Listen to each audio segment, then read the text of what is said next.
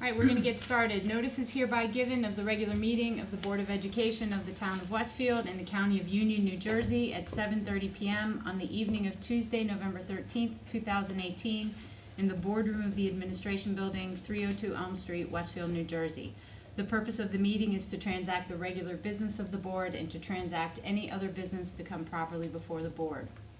And this is to advise the general public and to instruct that it be recorded in the minutes that in compliance with Chapter 231 of the Public Laws of 1975, entitled the Open Public Meetings Act, the Westfield School Board on Thursday, November 8th, 2018, caused to be posted at the office of the Board of Education, located at 302 Elm Street, Westfield, New Jersey, and delivered to the Westfield Leader, the Star Ledger, the Westfield Library, Town Clerk of Westfield, Tap into Westfield, and Patch.com, a meeting notice setting forth the time, date, and location of this meeting. Dana, can we have a roll call, please? Wynn Benner. Here. Michael Beelan. Kent Diamond. Here. Brendan Gallion. Here. Robert Harrison. Gretchen Oleg. Here. Peggy Astor. Here. Charles Ostroff. Amy Root. Here. Brendan, will you lead us in a flag salute? I pledge allegiance to the flag of the United States of America and to the republic for which it stands, one nation, under God, indivisible, with liberty and justice for all.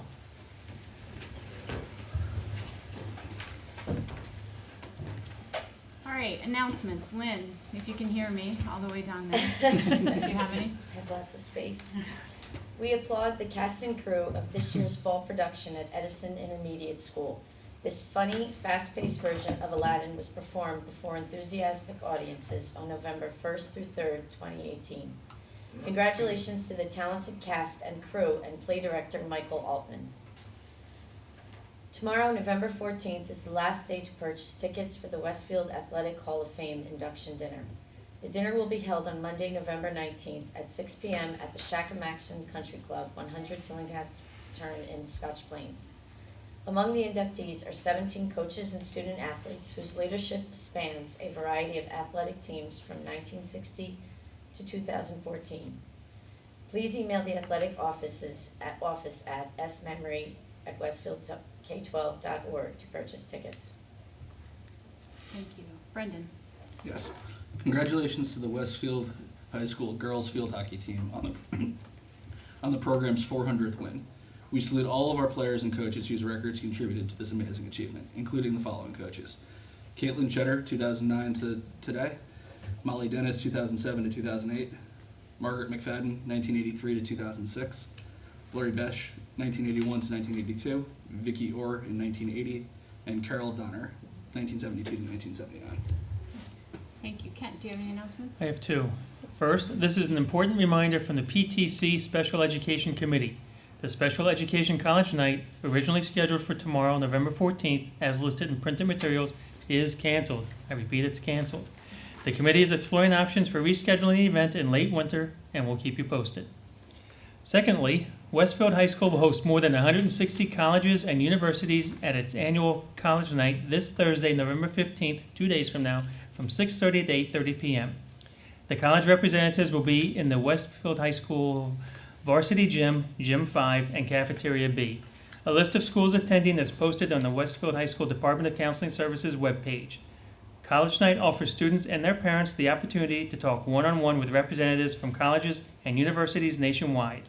The Department of Counseling Services works diligently to provide students access to an array of post-secondary options. Thank you. Thanks. Amy? Okay. I have two also. They kind of flow together. Congratulations to the boys cross country team, NJSIAA sectional champions. The boys team also finished second at the NJSIAA Group 4 State Championship and will compete at the Meet of Champions this Saturday, November 17th at Holmdel Park in Holmdel, New Jersey. And congratulations to the girls cross country team for their second place finish at the NJSIAA sectional meet at Greystone Park in Morris Plains on November 3rd, where senior Sarah Hacker broke the school record for the Greystone course with a time of 19 minutes and 3 seconds. The girls cross-country team also finished 5th in the Group 4 State Championship and qualified as a wild card for the Meet of Champions. For those wishing to cheer on all of our runners at the Meet of Champions on Saturday at Holmdel, The boys' championship race begins at 11 a.m., and the girls' championship race will start at 11:45 a.m. Good luck to all. Heidi. I also have two. We'd like to extend our congratulations to Gretchen Olick, Tara Porto, and Charles Ostroff, who won election to the Board of Education, according to unofficial results. Official results are expected to be announced soon. We'd like to thank all 6 candidates, including Dennis Cariello, Simon Sarasa, and Rob Garrison, for their willingness to serve. Thank you very much.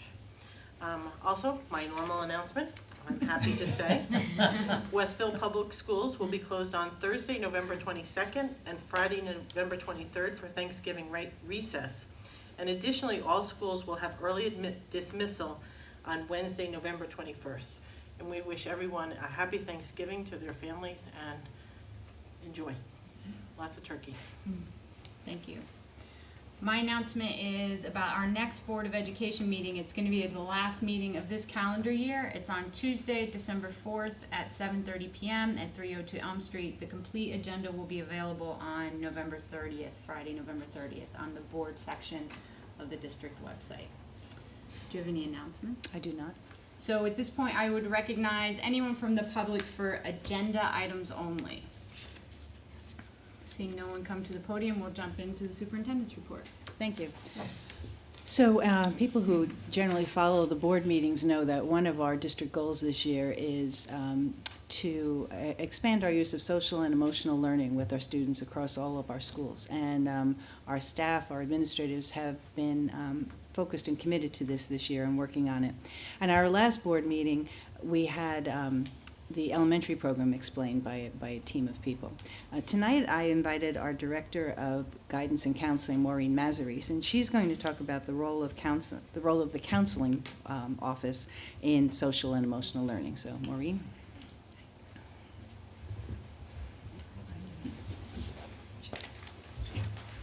Thanks so much for having me. I've been here before, and I always look forward to it, and I always try to figure out how I can best describe to you, with great respect to your time, the work that we try to do to support kids through counseling programs in the Westfield Public Schools. Let me start by saying when the social emotional model was first introduced to our counselors, and it actually started last spring, but certainly in full force, their initial responses and their final questions at the day were this, and that is, don't we already do this? And my answer was, yes, we do. It's fair and it's accurate to say that counselors at every level have been and will continue to promote this growth of social and emotional competencies in their work with students, with teachers, administrators, parents, and with the Board of Education. They do it with individual students in group counseling, presentations as case managers of INRS and 504 plans, and in the ways they participate and contribute to school-based programs. Student standards are not new to counselors. I think that it's kind of a little bit of background and might be helpful to know that school standards, student standards, have been in existence for counselors since 1995, when the American School Counselor Association adopted national standards. The ASCA standards identify and prioritize the specific attitudes, knowledge, and skills that students should be able to demonstrate as a result of participation in a school counseling program. The standards for school counseling align with educational standards and goals and are divided into 3 categories: academic development, career development, and personal and social development. After attending the SEL training this summer, I went back to my office and I pulled out my very yellowed and weathered copy of ASCA standards to confirm what I suspected to be true, and that is that school counselor standards are right in line with the state standards and the 5 SEL competencies and the 19 sub-competencies. They cover every area of self-awareness, self-management, social awareness, responsible decision-making, and relationship skills. I'm offering a piece of history to let you know that school counseling standards exist and have and will continue to provide the mission and the framework for counselors in our district. It doesn't matter if it's called resiliency or if it's called wellness or if it's called SEL. We've been doing it, we are doing it, we're going to continue to do it. When Dr. Dolan invited me here to talk about the role of counselors in social and emotional learning and showcase some examples, I was both excited for the opportunity and a little bit challenged about where to begin. I looked back at my notes from the summer training and noticed that I had circled and starred and circled again this sentence. The development of social emotional competencies requires teaching and counseling that is intentional, specific, observable, and measurable. I had no trouble finding evidence of intentional, specific, observable, and measurable. I went to the database of that for counseling, and that is 282 SGOs in TEVAL and over 700 observations that demonstrate all the ways in which counselors are striving to implement, measure, and follow up on SEL counseling. I reviewed them all, and I assure you that our counselings are doing all of that. They're doing it with intent, with careful planning. They're doing it individually, with each other, with teachers, with administrators, with parents. They are doing it in one-to-one counseling that you don't get to see, because one-to-one counseling has that place and privilege of privacy and confidentiality. They're doing it in small group counseling, in classrooms, on playgrounds, in school-based programs, at parent meetings, in the hallways, in the lobbies, outside of plays, and on the fields. Everywhere a counselor is, they are working and looking and seeking to promote social and emotional learning. So I'm not going to take you through 982 documents. I'm going instead to try to paint a picture describing a few of the things that 21 counselors in 10 buildings, and thank you for the 21 so much, that 21 counselors in 10 buildings are doing every way, and by describing some of what counselors at every level have been doing in just these first 12 weeks of school. Let's begin with the elementary schools. Counselors are in classrooms. In some schools, counselors have visited every grade, every classroom at every grade.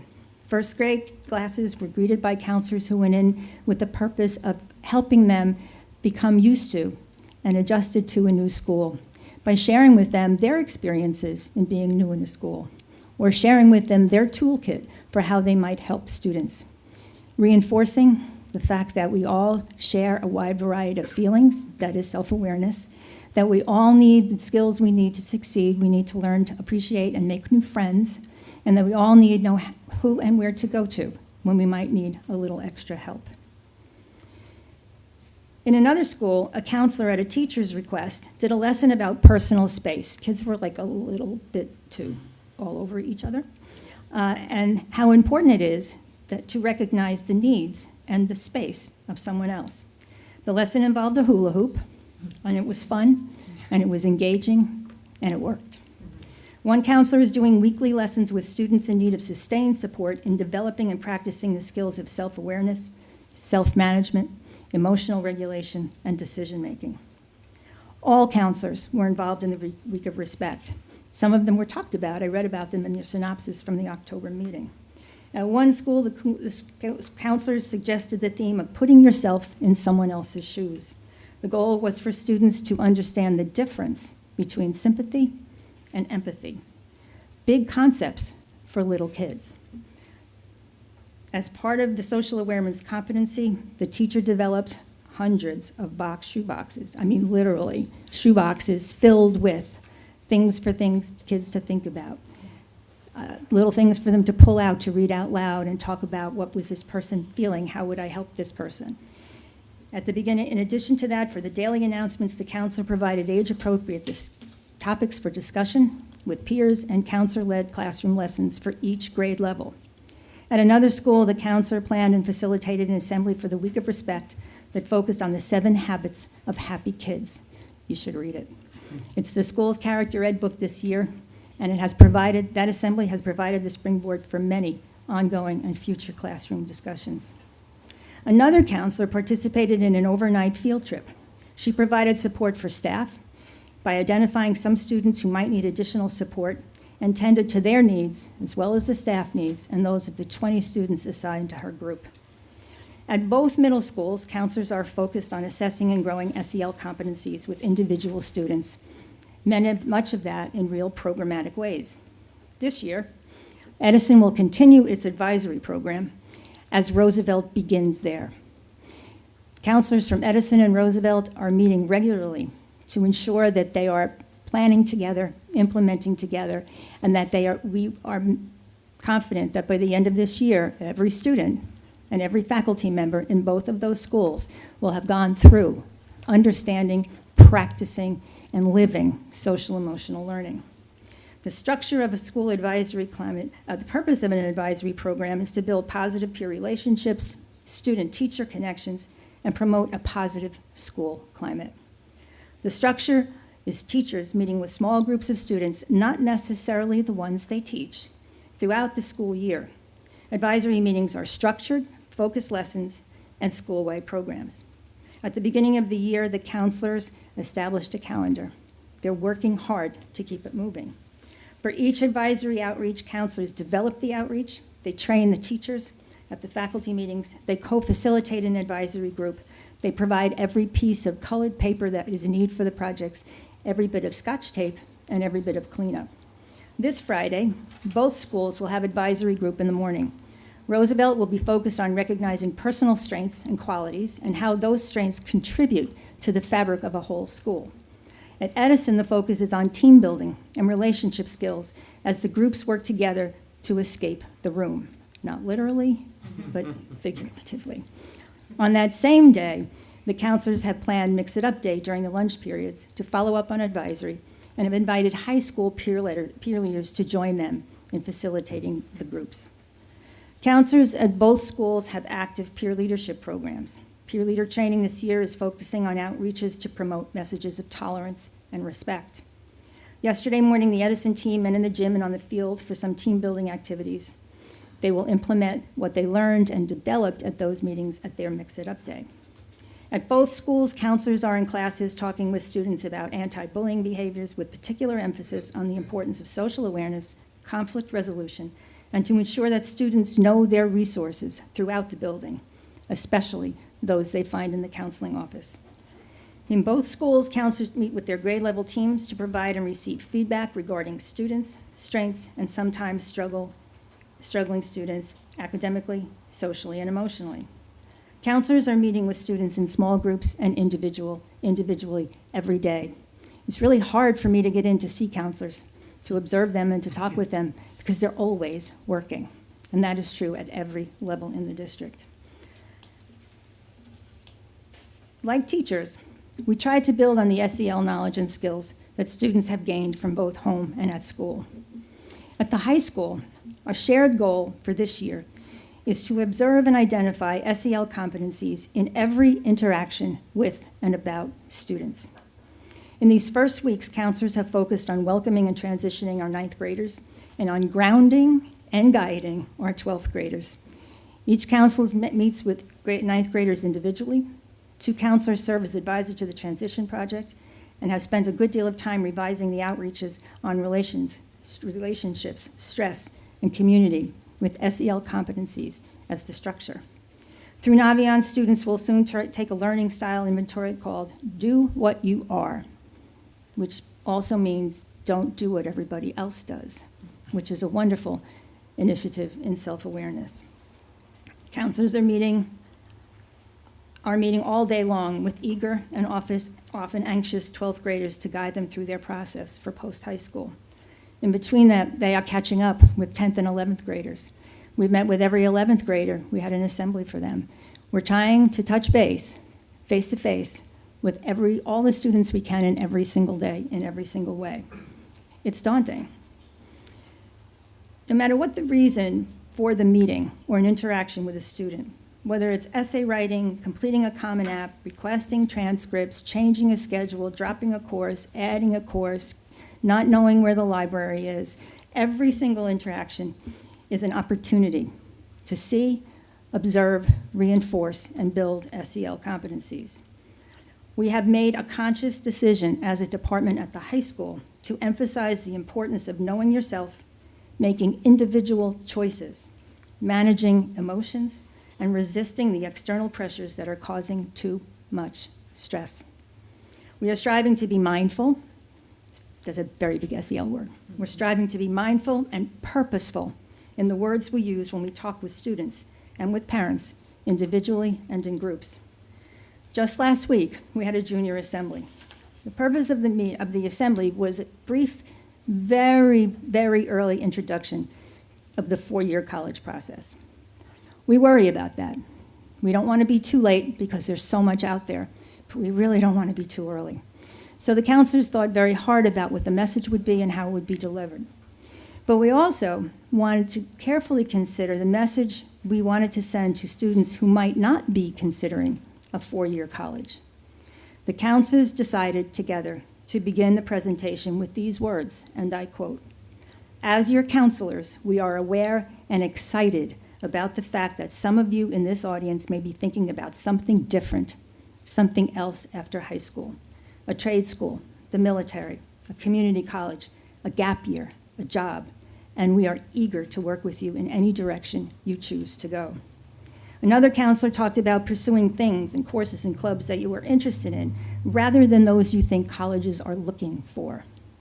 Another counselor talked about being open to schools that you have never heard of and thinking about states that you don't even know where they are, and not limit your options to the familiar, to the peer pressure of doing and going where everybody else is going.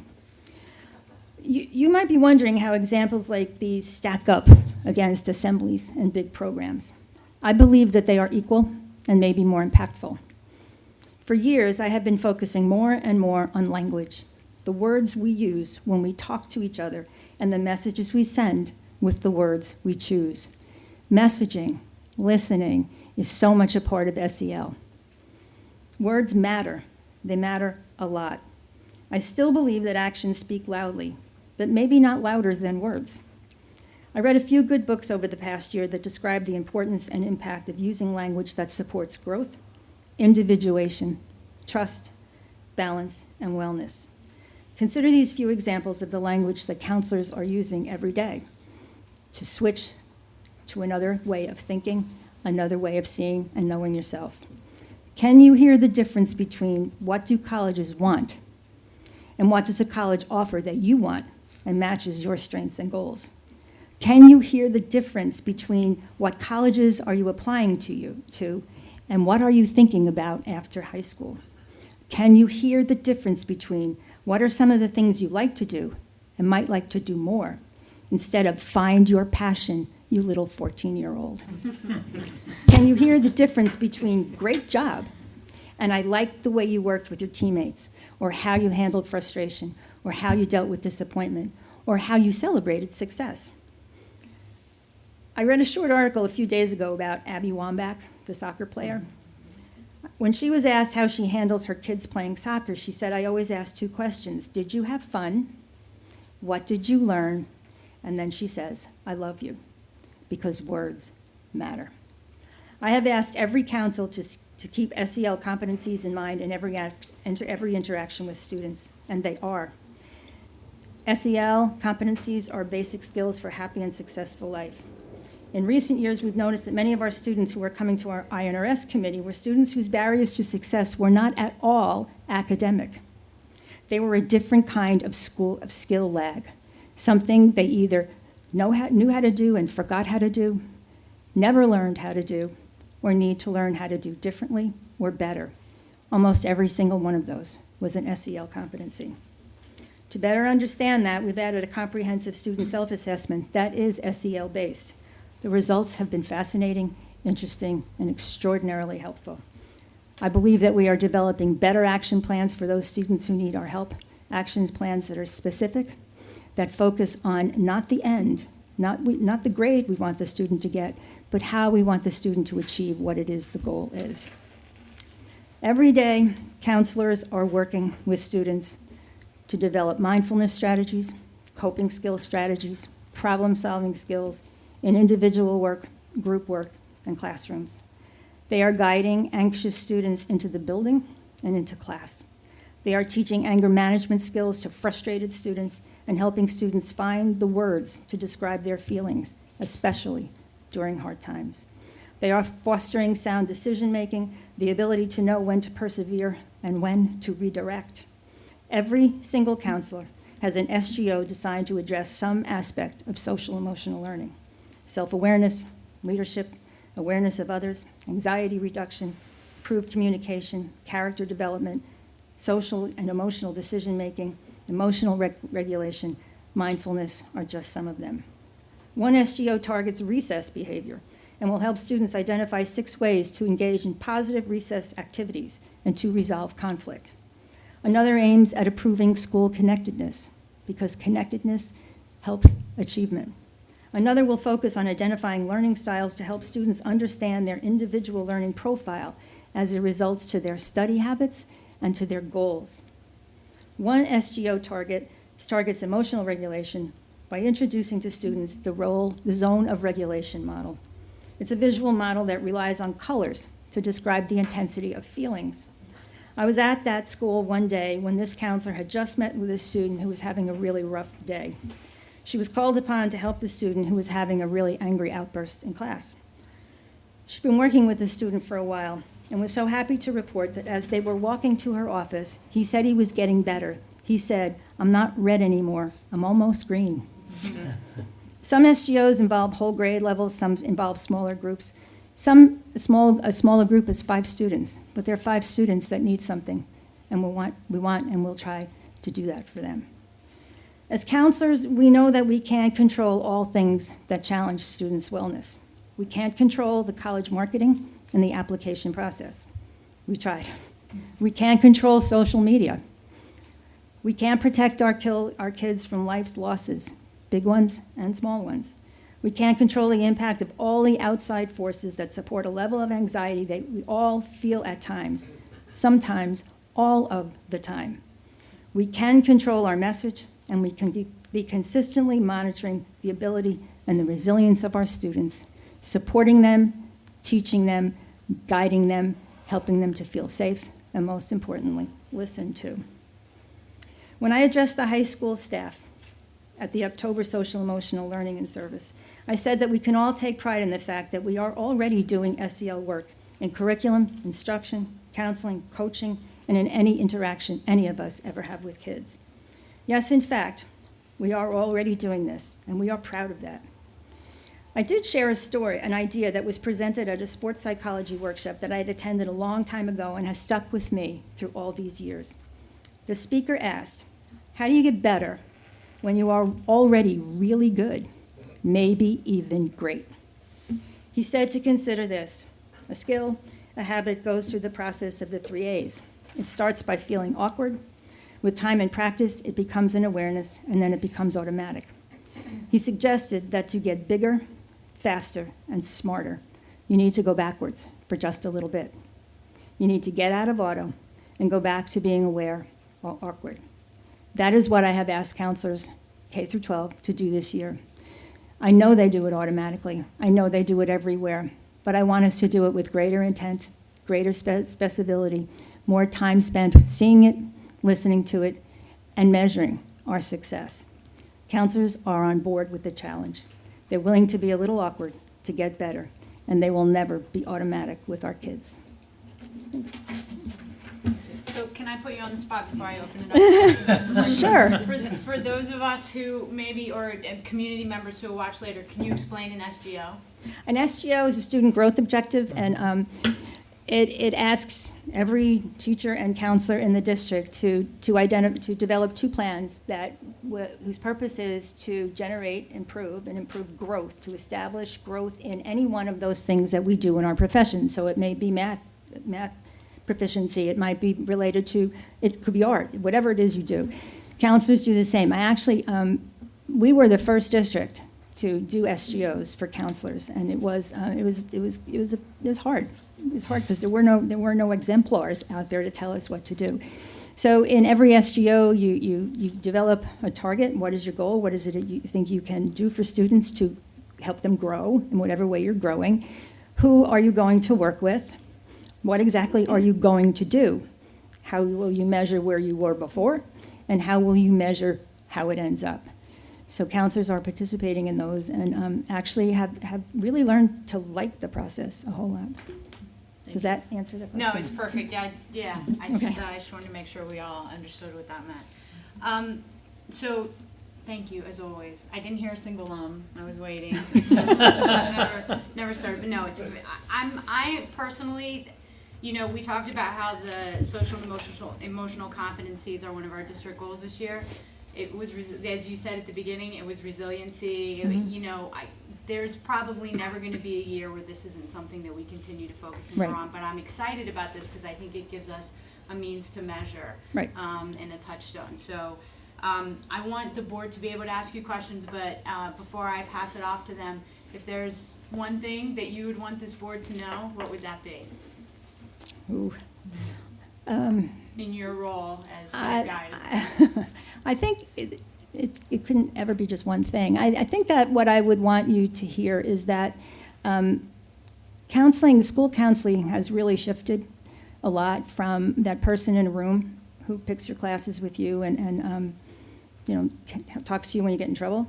And the goal of counseling right now, school counseling, is to be integrated into the community, to not be a separate entity, to not be seen as what we used to be called, and that was support staff, but to be colleagues and to work in concert with teachers and administrators. And I think we do that. I think in order to do that, the work is harder. It takes more time. I think that I so appreciate, I will tell you, the addition of an elementary school counselor, because the value of that is already, you can feel it. You can feel it. There's more counseling presence, more days in every building. That supports the staff, it supports the administrators. I think, you know, on my wish list, more counselors. And I'm just like, I'm sure every supervisor wants more teachers. I think, you know, one of the challenges that we're facing, and I'm sure somebody is going to ask it, and that is, you know, what about anxiety? What are we doing? What is happening out there? And I think it's not a surprise that there is more anxiety than ever. I think there's more anxiety in all of us than ever before. I think we work very carefully to not confuse stress and appropriate anxiety with crippling anxiety. They're very different. Not everybody that feels anxious has a mental illness. But we do have some students who do, and they need a lot of time, just like we have students that other issues that need a lot of time. So I think more resources is, if you're asking. I asked. I did ask. If you're asking. That's what I was going to ask anyway. So Yeah. you beat me to it. Anybody else from the board have any questions? Yeah, you mentioned how this year you want the counselors to be a little bit more awkward, Mhm. deliberately Mhm. interacting with students that they might not want to, that might not normally reach out. So what's next year? What is the Well, let me evolution? clarify that. I didn't mean that I didn't mean to imply that being awkward means dealing with students you don't normally deal with. Being awkward means paying careful attention to what you're doing. You know, there's nothing, I don't know whether you will look at it, there's nothing more unsettling than watching a videotape of yourself. And in counselor education, you do that, and when you look at it, you go back and you think, I said that, I shouldn't have done that, or I looked away when I looked, and that's. We're familiar with that. Yeah, I'm sure you are, and I'm sure sometimes you listen and say, ooh, ooh, ow. But I think when I say awkward, it means that I'm especially emphasizing the language and the focus and the individuation in a way that makes us all think a little harder every single day. I would never say go, I think my expectation that counselors would be available to every kid. Right. So, and not every student wants to be with a counselor. So, we need to respect that too. So part of what we're trying to do in our work with things like advisory and things like INRS is to help teachers understand some of the ways that they can be counselor-like, but not counselors, so that we exponentially increase the accessibility to kids for support. Does that make sense? Well, I'm sorry. Go Yeah, that's ahead. okay. No, you shoot. I just had a question, because I listened to your whole speech in general and how you're bringing the counselors together Mhm. and explaining how kids can work together and so forth. How can we take this into not really school, but our athletics? Because to me, Mhm. it's another level of Mhm. social emotional learning to be, I mean, I understand sports are about winning. That's its overall goal, but I also feel. Not according to Andy Wambach. But I do believe that Mhm. some of the best teams are winners, but also have the best team framework. Mhm. They can rely on each other. How can we take this message also and get it out to our coaches, to the students? Mhm. Because they also get into a situation where a lot of times your friends are all one grade, so you deal with everybody who's a senior. All of a sudden you go to a team now and you have to deal with people with different abilities, different ages, so forth Right. and so on. How can we as a community bring this down to, and it's such a big part of our community also. Oh, yeah. I think, one of the ways that I think it's happening almost immediately is that the building initiative. The building initiative is involving every person in looking at the ways that we are responsible and need to look at how we implement social emotional learning, and coaches are on in all of those groups, and they're there. I think if Sandy were here, she would say that she's absolutely on board with doing more of that. Workshops for coaches. The message I brought to you tonight was actually a workshop for athletes. This was a gentleman, he was a sports psychologist, and it's had such impact on me as a counselor. I was there I will tell you, I was there as a crazy swim parent. And fortunately, I got over that. Those don't exist. I'm sorry, Peggy, but I did. So I think it is a good message, and I think the same thing exists in. That's why I love the recess SGO, because that is an example. I think the same thing exists even in anything we do that's competitive, and how do you build team. But you're right. I think we have to make sure that.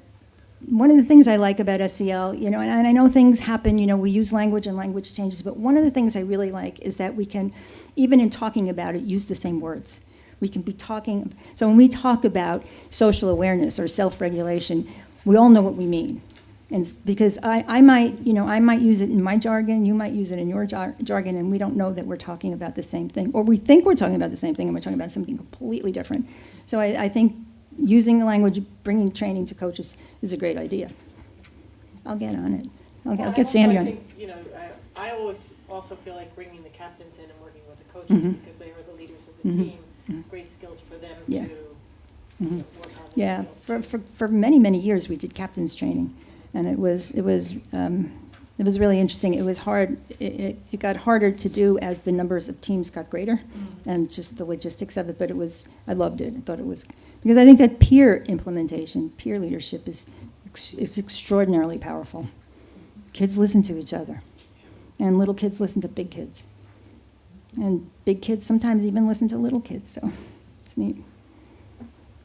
Yeah, and piggybacking on that, I hope that, and I'm sure that they will, that our PTOs will be interested in sort of partnering with counselors to have evening workshops, things that maybe we can post to the website about, what this means and how it can be reinforced at home, helping our parents have a better understanding of what we're doing in the classroom.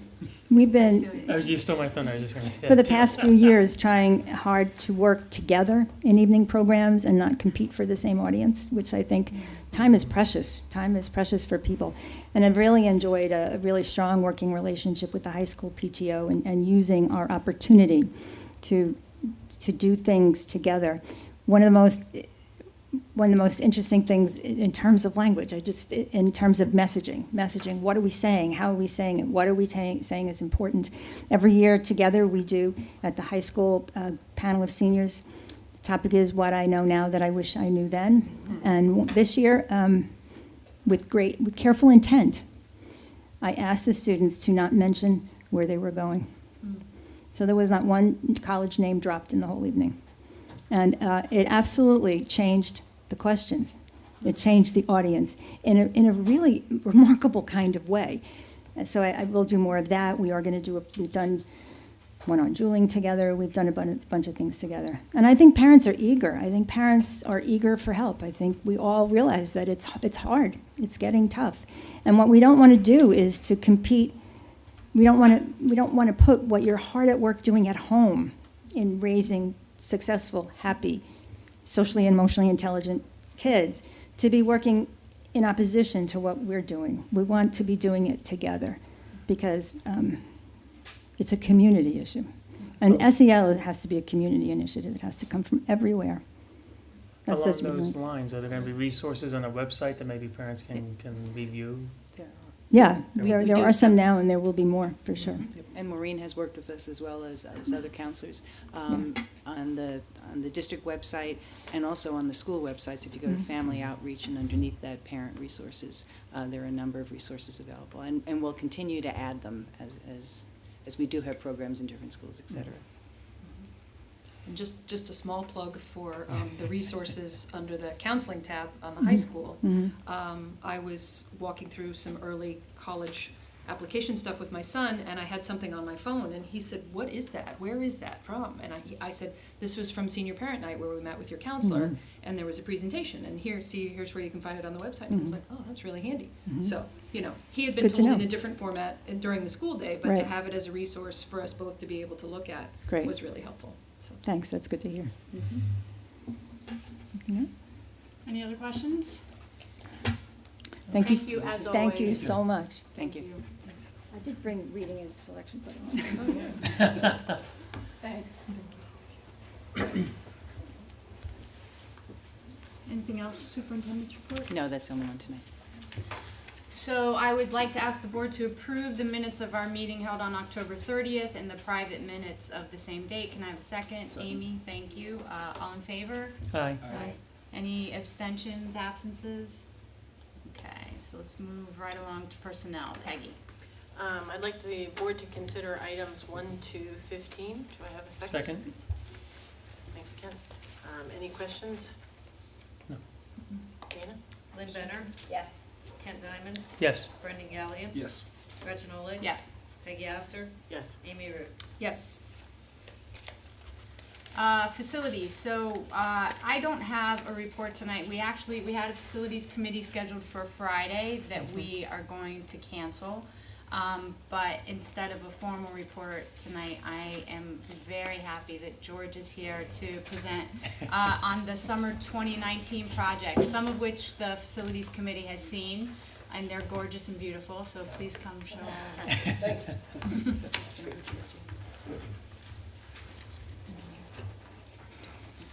So, just for purposes of completeness, George Duthie is the district's architect. Yes. I'm not gonna say the name of your firm right, so I'll let you handle that. Right. Freitag, Weiss, Hopkins, Duthie, but we just say FVHD. It's easier to remember and say, and it takes up less space. So I'm just very pleased to be here tonight to share with you just some of the great projects that Westfield is doing, capital projects that really do have an effect on the environment for your children and the educational process. And tonight I'm just going to show you some images mostly and just kind of what we're up to right now. And I'm very excited to be involved with these projects and very excited about the other projects we've completed here in Westfield. And I thank you for letting me be a part of that. So, let's see here, I went the wrong way. So capital projects update for projects primarily planned for the summer of 2019 to be implemented. It's when we do most of our projects in schools when schools are closed. But we're planning and working and designing those projects right now as we speak. And we'll talk a little bit more about the schedule later on. So Roosevelt Intermediate School is one of our primary work sites for the upcoming summer projects. You may remember this project here on the left. This is the auditorium renovation. It was completed a couple of years ago. Very proud of this project in particular. I'm a little partial to this one because of the type of building that it is, but it's very, very nice, and I like Edison too for different reasons. But this was a tough project in terms of technically doing this in comparison to Edison. So we're going to expand this project by going into the auditorium lobby and making some improvements in the auditorium lobby to make kind of a gateway into the auditorium, the beautiful auditorium that you completed just about 2 years ago. And so you'll come into the main entrance of the building, and these again are just images, just enjoy these, but this is basically a view from the main entrance of the building, the main office on the left-hand side. As you know, the doors into the auditorium are right there. And this is the front hallway of Roosevelt, and these are just different ceiling materials, wall materials, some specialty lighting, things like that. Again, just to kind of expand the experience that you've already created in the auditoriums.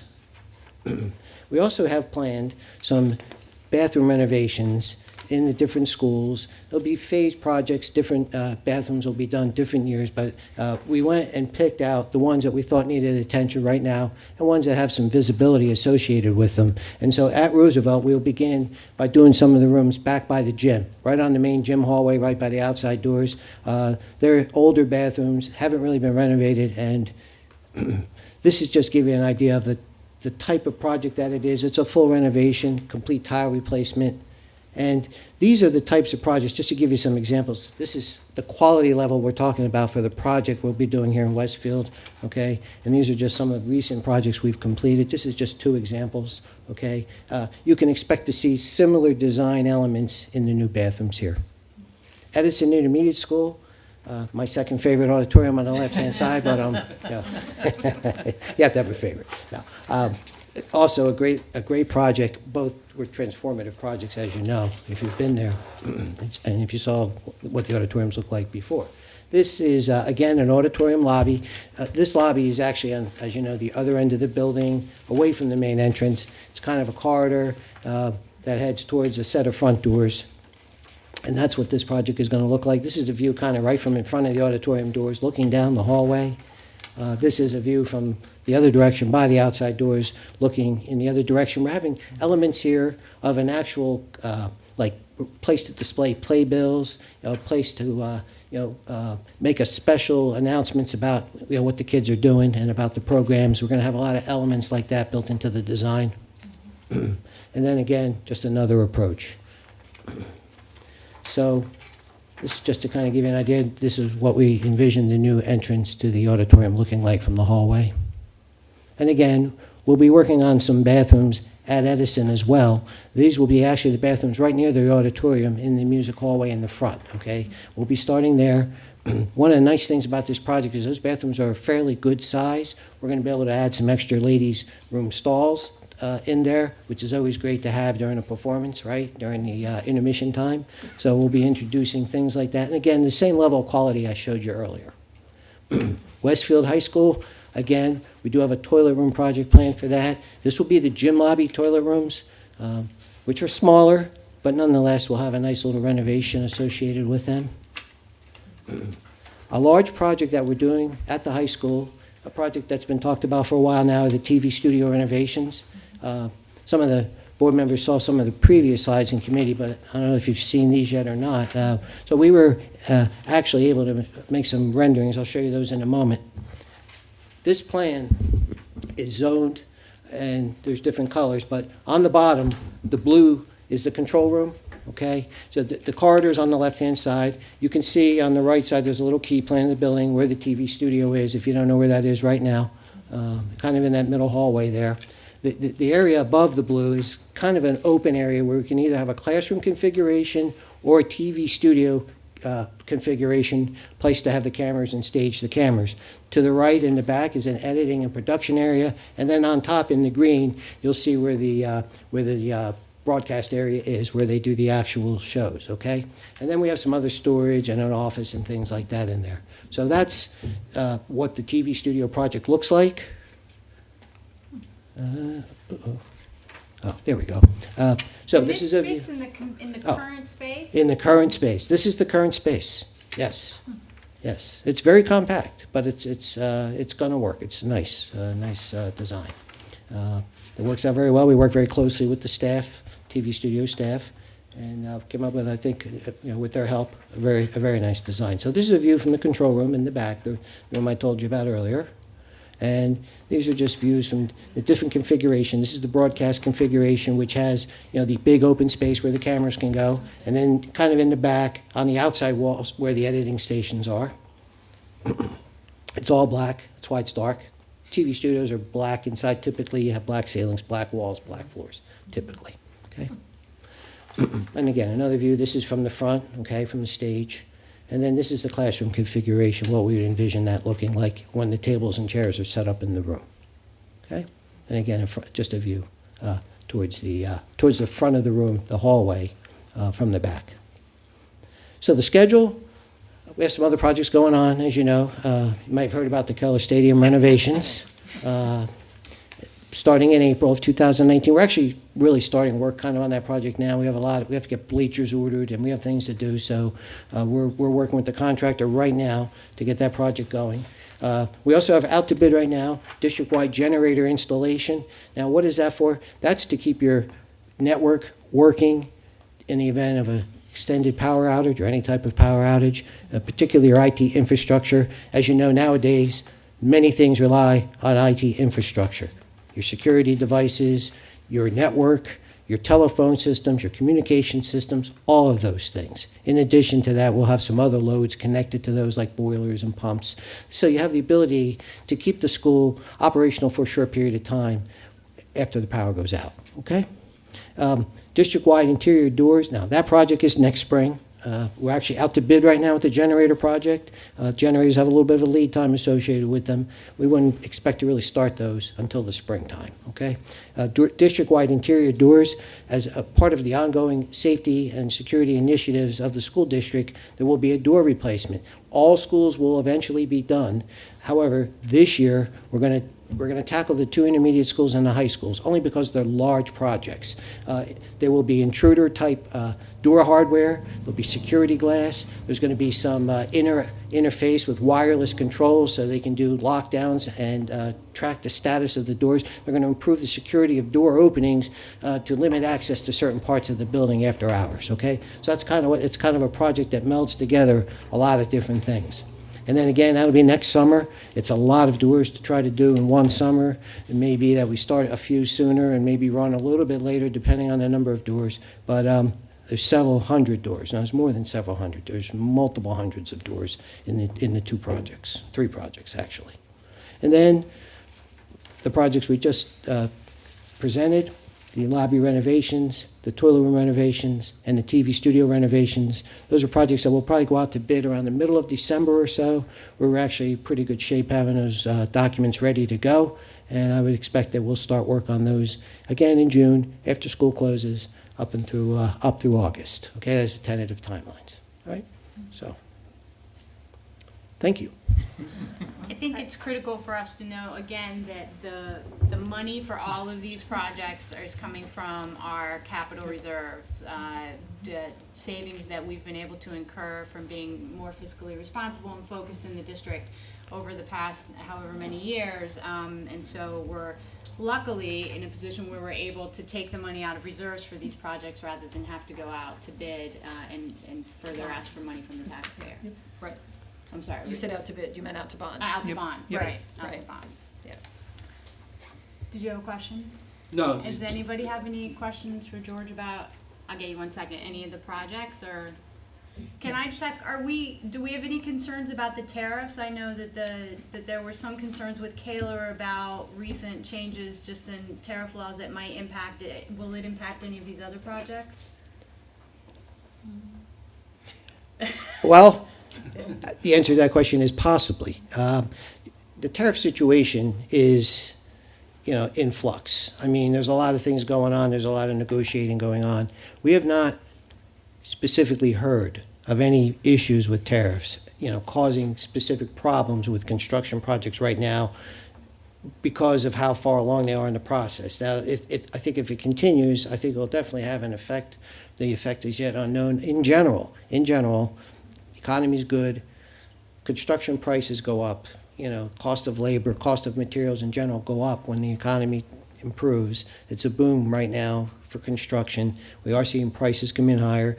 These projects are estimated with some of that cushion taken into account. So, yeah, I think the tariffs could have an effect, and I think other factors, economic market-driven factors, can have an effect as well. It's possible. We're also going out to bid at a good time. We are. For school districts. Right. We've been working on these projects, as you know, through most of last year, so that we could be in this position now to go out to bid in December and January, Right. which most districts will not quite be out to bid yet. So we usually see better pricing when we go out to bid earlier, so. Yeah. Generally, hoping we've that will done be well. the case. Yeah, we've done well generally on Yeah. our projects. Yeah. Okay.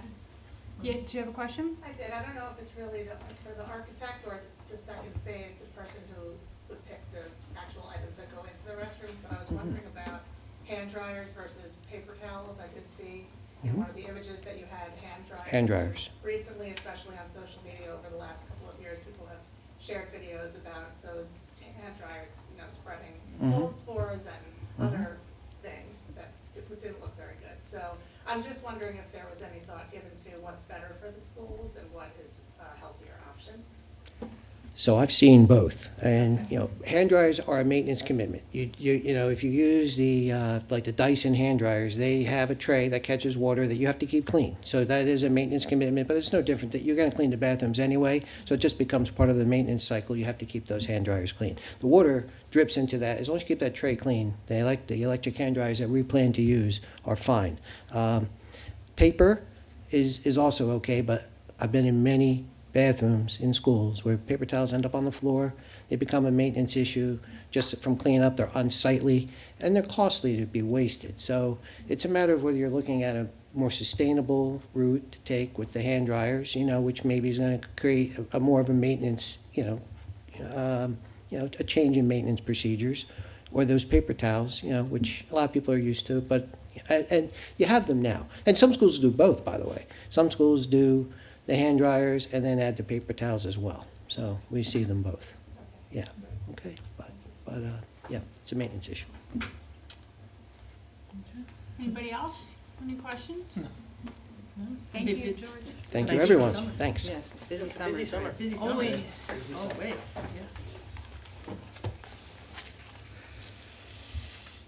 yes. So Dana, do you know off the top of your head, when the next facilities committee meeting will be if we don't have one Friday? December 21st, I found it. Okay, thank you. Long-range planning, Amy. I do not have a report, but we are looking to get our next meeting on the schedule, I believe, for December 4th, which is looking to be a nice jam-packed evening of many activities. But I think we're going to try to do it before our board meeting, Okay. which I think would be good to kind of review some of this. And I think, as we said at the last meeting, talk about some of the things we learned about at workshop and what we're hearing about from other districts. Okay, Should be interesting. So, yeah. great. Mhm. Policies, Brendan. Yes. I ask the board to approve policy item number 1. Second. Thank you, Ken.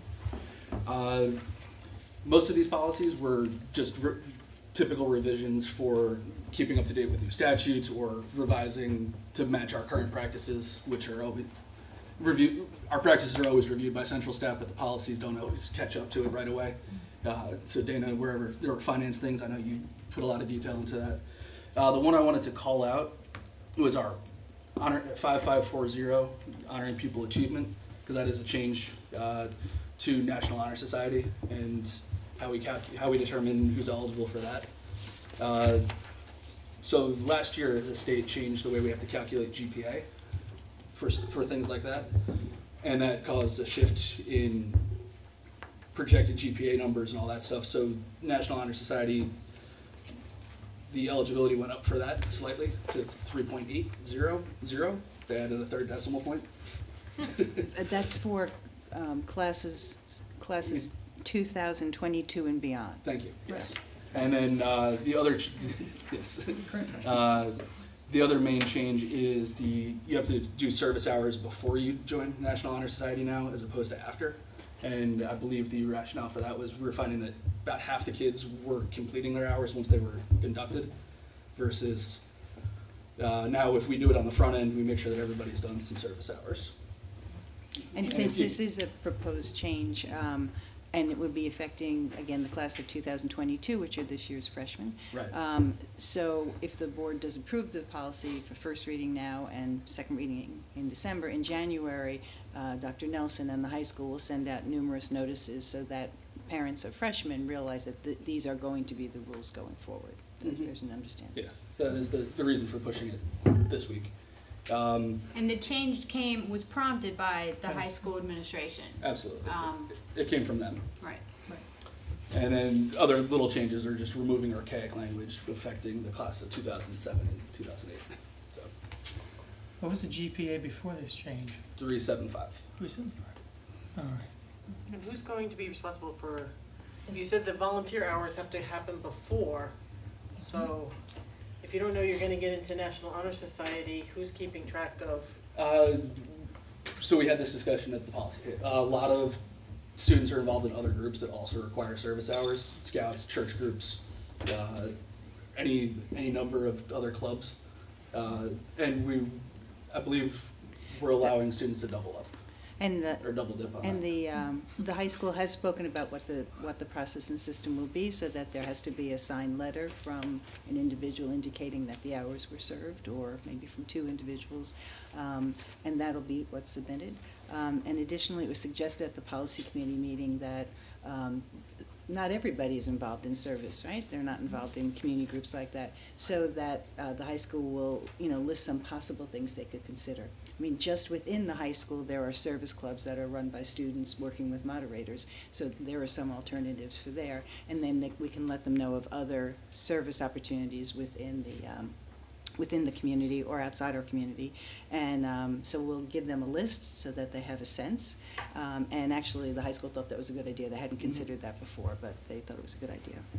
Yes, that way they're not trying to decide if babysitting for a neighbor counts, or, so it sets some standards as to what service hours Right. would actually be. It's definitely gonna be a process change for the high That's school. it. Mhm. Because what would happen to the student who hasn't completed their service hours but met all the other criteria? Would they be delayed till the following year, or? Yeah, it would be a requirement that they would have to have completed the 20, because in National Honor Society, not in Westfield, but nationally, one of the pillars is service, and in fact, not all the students who were being sworn into the society, a lot of them were. A lot of our kids in National Honor Society served the high school and community groups in a number of ways. But there were a number of students who didn't, who never paid attention to that part of it. So this is making it clear. And we're not alone in this, may I say. I mean, our surrounding districts, this is the system they have in place. So our high school administrators and counselors and teachers spoke to, and moderator also, spoke to other schools about what they were doing in this regard. So that we're not really inventing something, we're learning from other districts. Yeah, and because it only affects this year's freshmen on, there's plenty of time for anybody that wouldn't have done service hours to catch up with 20 hours over the course of the rest of the year. The 20 hours have to be completed before induction? Yes. Yes, Or, because it doesn't say that in the policy here. it does. It in says the proof regulation. of, I'm sorry? In the reg. In the reg. Okay, because here it just says proof of completing during their time in high school. It's a little misleading. It's part of the application. Okay. I'm just saying, it's just misleading here though. I see what you're. Yeah, it says proof of completing 20 hours of community service during their time in high school. So that would mean hours that you did in 7th But I grade wouldn't mean, count. it'd be easier to say before induction. Yeah, right? you're right. I mean, Yeah. yeah, we can, Or as part of the application process. Yeah. You must Or have something, I mean, X amount of hours completed. Mm-hmm. so since it's the regs and we don't vote on the regs, we don't have to make a motion to amend at the Oh, no, table, but we should definitely, I can see Dr. Dillon's already making a note. Yeah. We'll clarify that in the regs. That's a Yeah. good point. Yeah, we want this one to be as clear as possible. Yeah. And then one other question, because a lot of the service hours that children did, or kids did for National Honor Society came after they were inducted, but also helped them do things, whether it was tutoring or some of the other things. Are those still gonna be a requirement, or are they just being part of the club? They're still going to be part of the club, yes. Right. Right, because I know they did a lot of things within the Absolutely. club afterwards that, were important to the. It's true, and the students who do that, and they certainly do, tutoring is a good example, there are a number of students every year who do that, they do a great job with their service and are committed to it, so I'm sure those kids will continue that. We just want to make sure that if you're saying you're going to do service, and that's part of the National Honor Society, let's make sure you understand what that is, and that you do that, and then they can continue it in the programs you're talking about. And I believe it was said that the students that tutor as part of their service hours now, most of them are well exceeding the 20 hours anyway. Absolutely. Yeah. Yeah. Okay. Any other questions? No, that was good. Dana? Lynn Benner, Yes. Kent Diamond, Yes. Brendan Galligan, Yes. Gretchen Oleg, Yes. Peggy Astor, Yes. Amy Root. Yes. And then I asked the board to approve policy item number 2. Second. Thank you, Kent. Board affirms the superintendent's decision on HIB incidents 19F01 and 19HS01 for the reasons set forth therein. Lynn Benner, Yes. Kent Diamond, Yes. Brendan Galligan, Yes. Gretchen Oleg, Yes. Peggy Astor, Yes. Amy Root. Yes. And that's it. Curriculum, instruction, and programs. Michael's not here tonight. There's nothing for us to vote on. We have a meeting on Thursday. So we're see those of you who are on the committee then. Finance, in Charles's absence, I would ask the board to consider finance items 1 through 10. Can I have a second, please? Second. Amy, thank you. Sorry, Ken. You're fine. It's Before all we good. vote, I'd like to recognize a gift that was made from the Franklin School PTO of $560 to purchase stand-up desks. So we definitely want to call that out and thank them for their donation or their gift. Dana, anything on finance that we need to call out? No, those contracts with Newark there are actually money that is due us. So those are contracts that will enable us to get revenue from them. All right, any questions? Okay. Lynn Benner, Yes. Ken Diamond, Yes. Brendan Galligan. Yes. Gretchen Oleg. Yes. Peggy Oster, Yes. Amy Root. Yes.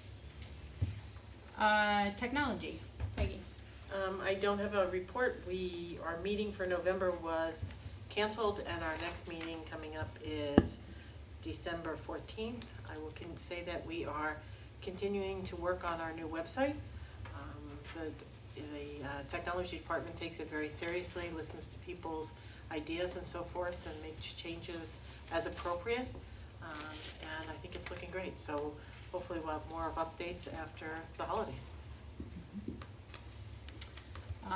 Okay, notes for the record. I'd ask the board to note the notes for the record. I want to give Brendan a call out, a shout out. I don't know what it is. Sorry, I'm a little tired. Because you'll notice that on the notes for the record, all of the policies that were reviewed by the policy committee, no changes were made. So I just want to call that out because it's important for everyone to realize that we do review every policy within a 5-year period. And so if changes aren't made, they're noted here. And policy committee was really busy last month, so thank you. Or earlier this month or last week, whatever it was.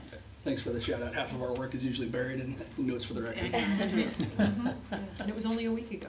It was only a week ago. What a week it's been. Do we have any unfinished business? Any new business? No. Any liaison reports? No. Yes. Okay, Amy can help me out. I attended the, Union County Educational Services Commission. and they go by an acronym, so I was needed her to go with all those letters there. Yeah. They had their meeting on Wednesday, last Wednesday. November 7th. But it was very nice. It was the principal for Hillcrest School, South or North, I apologize, was there, and he spoke about his program and how they're helping students out of Elizabeth and so forth, and giving us just a little bit more insight of the different facilities that we have available through this Union County Services group and so forth. Very involved, definitely you can see they're using different methods of education to get through to some of these kids and so forth, so it was a wonderful opportunity. He's very gregarious and had a lot to present to us and so forth, so it was nice for me because it's not something I normally do, but to also see the different services outside of our nucleus district here that are helping students to achieve their best, so it was great. Thanks for going for me. Appreciate it. Yeah. Nice too, because there's representatives from all the different towns in the county that sit around a table similar to this. So it's kind of nice to see some faces that you might bump into downtown. Thank you for going.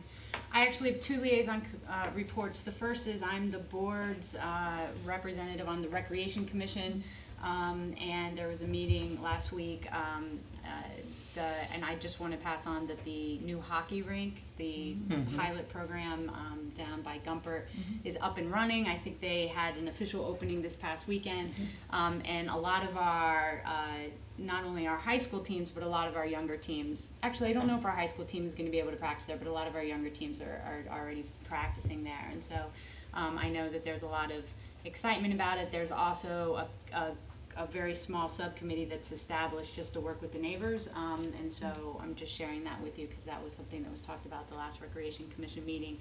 And then I'm also going to serve on the town's master plan steering committee, which is starting to meet as of next week. And as a part of that, there is a park subcommittee, a steering plan for the parks, And so my role will just be to remind everybody that we own some of the property in Westfield, and certainly to take sort of a global look at how our fields and how we can, serve the whole community and be there to offer information about our buildings and our facilities, however they might be impacted, and just text and call Dana whenever I have a question. So, I will certainly report back to you on that as things move forward.